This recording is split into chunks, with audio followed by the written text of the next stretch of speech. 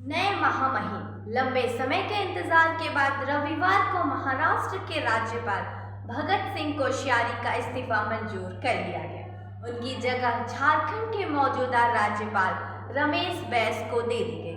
हालांकि इसके साथ ही 13 राज्यों में राज्यपाल बदलने का फैसला हुआ है। इसके औपचारिक तौर पर से नियमित फेरबदल का हिस्सा ही बताया जाएगा, लेकिन तथ्य यही है कि महाराष्ट्र में यह बदलाव आवश्यक हो गया था।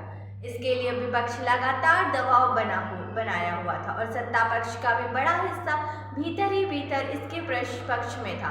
इस लिहाज से कोश्यारी का कार्यकाल अनूठा हो जाएगा कि लगभग 3 साल की अवधि में उनके फैसले और बयान ने न केवल विरोधी पार्टी को उद्वेलित किया, बल्कि सत्ता पक्ष को असुविधाजनक स्थिति में डालने में भी कसर नहीं छोड़ी। यहाँ तक कि छत्रपति शिवाजी महाराज, महात्मा फुले और सावित्रीबाई फुले पर दिए गए उनके बयानों ने राजनीतिक यह बयान देने लायक नहीं रहता, पद पर बने रहना मुश्किल हो गया और कुछ समय बाद उन्होंने छोड़ने की इच्छा जता दी। उन्होंने प्रधानमंत्री से अनुरोध किया कि उन्हें जल्द से जल्द पद की अधिकारी से मुक्त किया जाए। इस लिहाज में देखें तो रविवार को राष्ट्रपति का फैसला आया, जिससे सभी ने राहत महसूस की।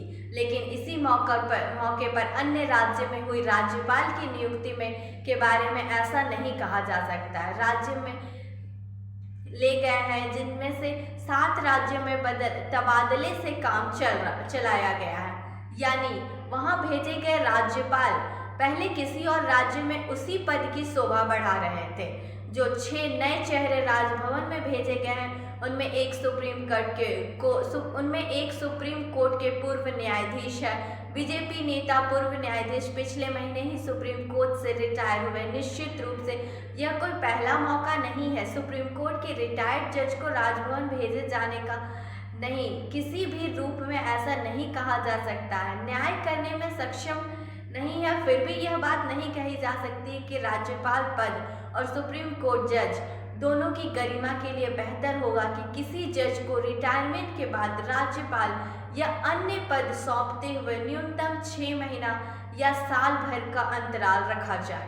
अगर ऐसा होता तो इस नियुक्ति पर विवाद का साया ना पड़ा होता।